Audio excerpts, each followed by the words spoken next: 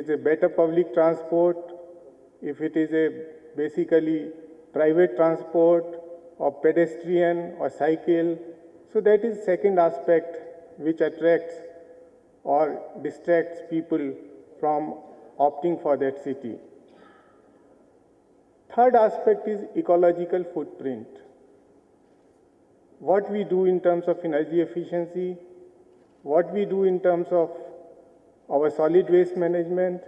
I would say solid waste management should be integrated with the sewage treatment or what you call liquid waste management. Now these three aspects have to be dependent on hardware, software, and the governance structures.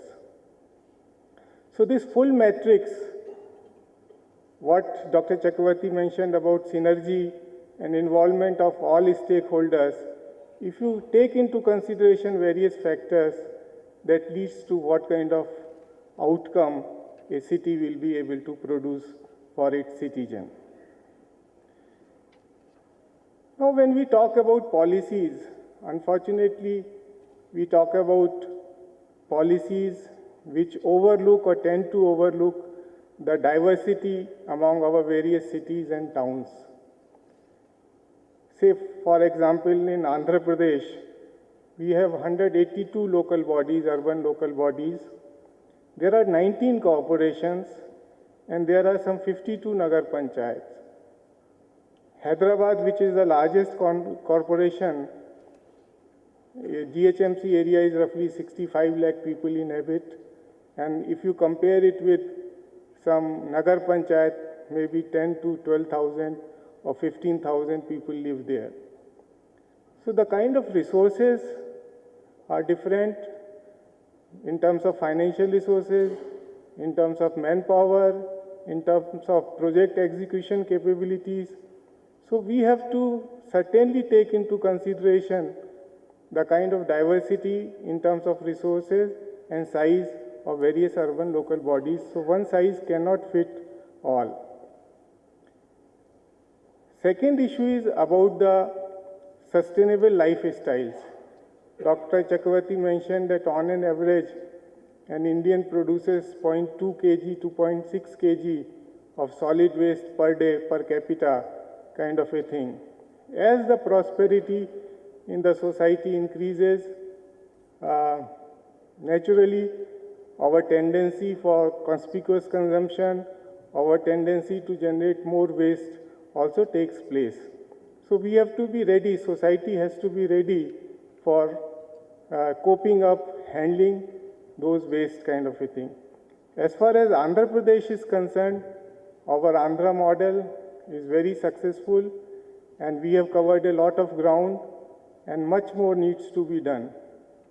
That is one day. As far as in South India, Indian states, we are one of the best in terms of solid waste management.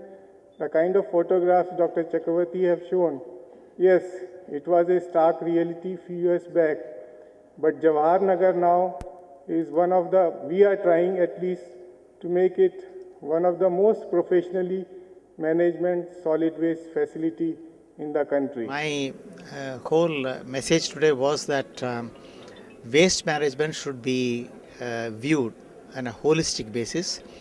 All stakeholders must be identified and all stakeholders should act in tandem. If each stakeholder is going to act in a compartmentalized manner, then they'll take only their own commercial interest into consideration. But if we take a holistic view, all stakeholders take a consensual view that this is how it must be done, and that is how it should progress from stage to stage. My message today at the presentation was only this, that the government's policy should be formulated after consulting with all the stakeholders and seeing that all of them move together as a group. The reason for this is that waste, if it is not attended to, it's a great hazard to the health and well-being of citizens. So if you want to make the waste into a useful product, then all the stakeholders involved, whether it is a power producer, whether you are a transport contractor or whether a garbage collector, all these people will have to act in a coordinated way so that you get the end product and it goes to the citizens' welfare ultimately and eliminates or prevents the health hazards which are inherent in a waste.